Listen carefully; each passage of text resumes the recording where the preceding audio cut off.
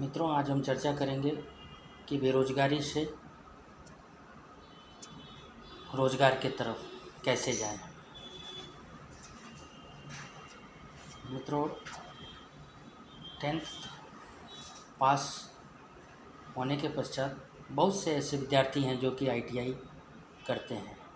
ITI में अलग अलग व्यवसाय हैं, अलग अलग ट्रेड हैं। जैसा कि आप जानते हैं, electrician, carpenter, painter, fitter, machinist, Turner इत्यादि। मित्रों, सभी ट्रेड, सभी व्यवसाय का अपना एक अलग ही महत्व है। मित्रों, हम बात करें इलेक्ट्रीशियन ट्रेड की। इलेक्ट्रीशियन ट्रेड पास करने के पश्चात बहुत से ऐसे विद्यार्थी हैं जो कि ITI कर लेने के बाद से बेरोज़गार हैं, जो कि घर पे बैठे हुए हैं। उनकी धारणा ये रहती है कि हम ITI पास करते हैं, पास करने के बाद से कोई कंपनी में हमें अप्रेंटिसशिप मिलेगा। अप्रेंटिस करने के पश्चात हम उस कंपनी में जो है कि रोज़गार प्राप्त कर लेंगे और हम जो है कि परमानेंट होकर के वहाँ पे वर्क कर लेंगे और अच्छा सैलरी प्राप्त करेंगे।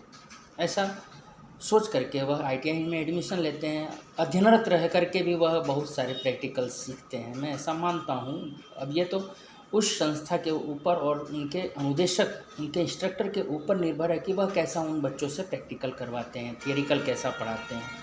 उस पीरियड में यदि उन्होंने उनको अच्छा कुछ ट्रेनिंग दिया है तो वो बच्चे ज़रूर कुछ कर पाएंगे। हाँ, उन्हें करने का साहस खुद अपने आप में होना चाहिए। मित्रों, ITI करने के पश्चात जो बच्चे सिलेक्ट नहीं हो पाते हैं वह घर ही रह जाते हैं। उनको कार्य करने की प्रेरणा कहीं से मिल नहीं पाती है, कहीं माध्यम नहीं मिल पाता है। तो इलेक्ट्रीशियन ट्रेड के बारे में यदि हम चर्चा करें तो मित्रों, अगर कंपनी में जॉब नहीं मिल पाती है तो कोई दिक्कत नहीं है। आप लोगों को निराश होने की, हताश होने की कोई ज़रूरत नहीं है। आप सिंगल फेज हाउस वायरिंग के एक अच्छे इलेक्ट्रीशियन के तौर पर किसी भी शहर में जा कर के बहुत ही अच्छा पैसा कमा सकते हैं मित्रों, जो कि एवरेज सैलरी 18 से 20 हज़ार मिनिमम आप कमा सकते हैं मित्रों। कम से कम 18 से 20 हज़ार एक हेल्पर के तौर पे कमा सकते हैं मित्रों।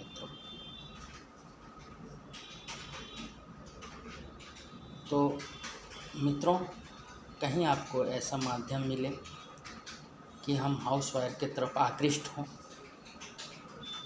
और यदि आपने अपने कोर्स के दरमियान जो भी डायग्राम बनाए हों वायरिंग वगैरह के, उसे पुनः देखें, उसे पुनः अभ्यास करें और करके जो है कि कहीं ना कहीं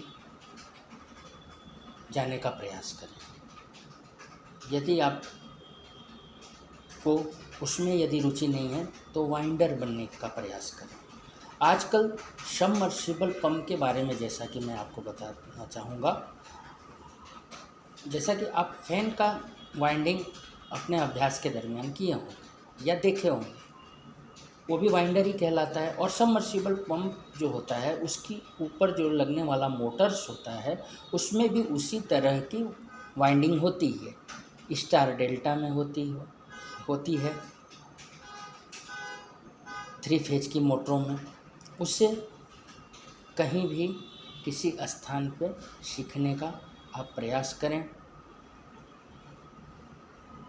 बहुत ही कम समय, अर्थात आप रुचि से और शौक़ से यदि कार्य को निष्पादित करते हैं उस कार्य को, तो आप 1 वर्ष के अंदर एक अच्छे इलेक्ट्रीशियन, एक अच्छे वाइंडर के रूप में अपने आप को पाएंगे और आप रोज़गारी की तरफ होंगे मित्रों। तो मेरा आपसे यह आग्रह है मित्रों, इस तरह का यदि कहीं भी आपको चांस मिलता है, मौका मिलता है, तो छोड़े ना, ये थोपे ना हमारी सरकारी नौकरी लगेगी तब हम सिलेक्शन होगा और हम रोज़गार पाएंगे, हमारी अच्छी कंपनियों में नौकरी लगेगी तब हम जाएंगे। ऐसा बिल्कुल ना सोचें। कौशलम बलम, आईटीआई का लोगो है कौशलम बलम। यदि आपके अंदर कौशलता है तो आप अर्निंग के तरफ जा रहे हैं, आप धन कमाएंगे, आप रोज़गार के तरफ जा रहे हैं, आप निठल्ले और निकम्मे नहीं रहेंगे। लेकिन कोशिश आपको करनी होगी, आपके ही गांव में जहां आप रहते हो उस मोहल्ले में ही कोई अच्छा मित्र बनाएं जो कि परदेश रहता हो और उसके साथ जाएं और कार्य करें। शुरुआत में कठिनाइयाँ तो होंगी, लेकिन आप जब कार्य करने लगेंगे और एक कुशल कारीगर बन जाएंगे, उस समय सब कुछ आसान हो जाएगा मित्रों। और जब अर्निंग होने लगेगी मित्रों, तो आपको एक विशेष प्रकार की खुशी प्राप्त होगी मित्रों। तो आप जो है कि ऐसा ज़रूर कोशिश करें और रोज़गार की तरफ आप आकृष्ट हों।